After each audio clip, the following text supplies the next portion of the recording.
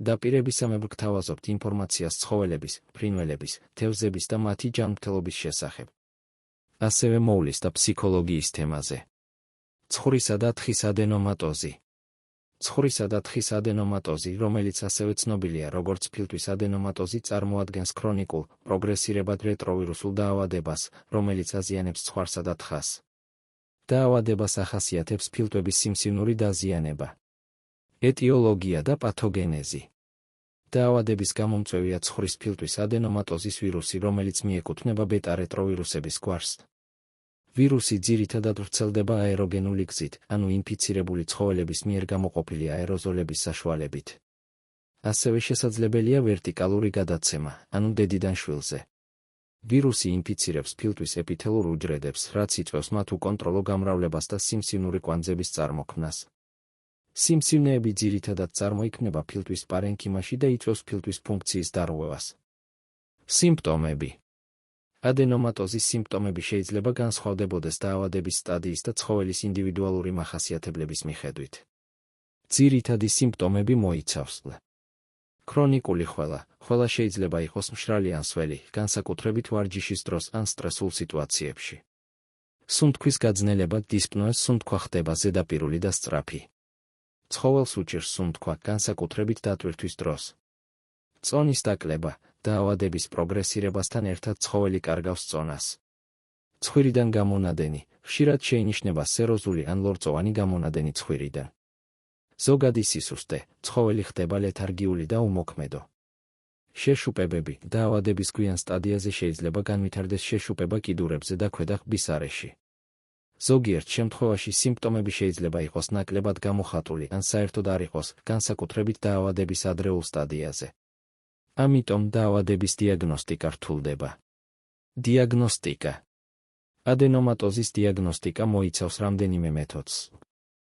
კლინიკური გამოკვლევა. ვეტერინარი აფასებს ცხოველის ზოგად მდგომარეობას და აკვირდება სიმპტომებს. რენტგენოგრაფია. ფილტვის რენტგენის საშუალებას იძლევა დავინახოთ ფილტვებში სიმსივნური კვანძები. ულტრაბგერითი გამოკვლევა. ულტრაბგერა ასევე შეიძლება გამოყენებულ იქნას ფილტვის დაზიანების შესაფასებლად.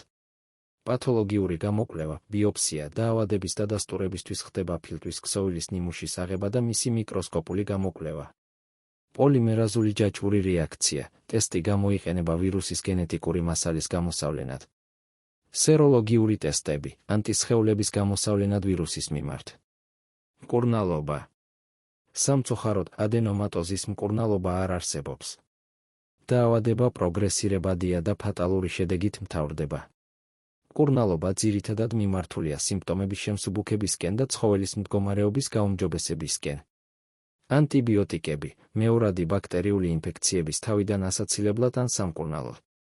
ხშირად გამოიყენება ტეტრაციკლინის ან პენიცილინის ჯგუფის ანტიბიოტიკები.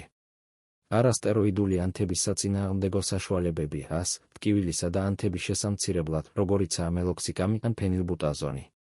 ბრონქოდილატორები. სუნთქვის გასაადვილებლად. შეიძლება გამოყენებულ იქნას თეოფილინი ან სალბუტამოლი.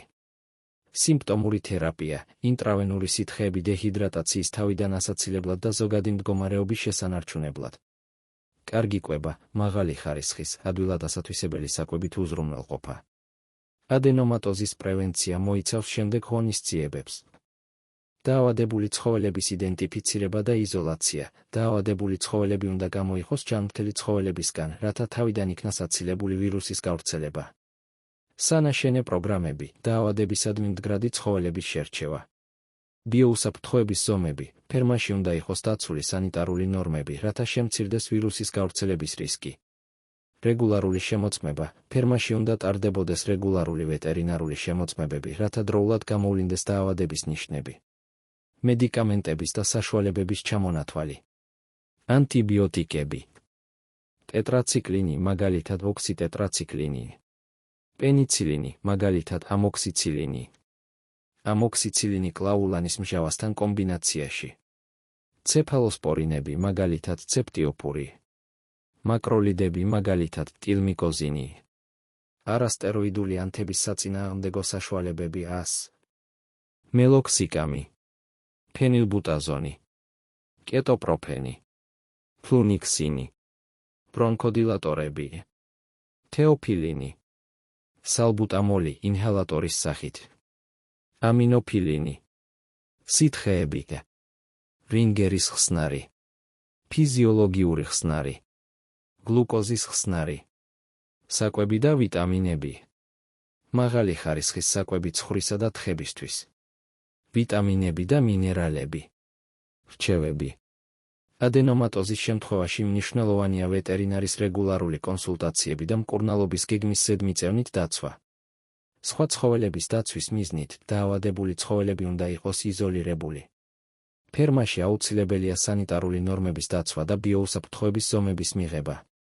კარგი კვება და მოვლა ხელს უწყობს ცხოველის იმუნური სისტემის გაძლიერებას და დაავადების სიმპტომების შემსუბუქებას. დასვით თქვენი კითხვები კომენტარებში. ასევე მოგწერეთ, რის შესახებ გსურთ მოგიმზადოთ ინფორმაცია.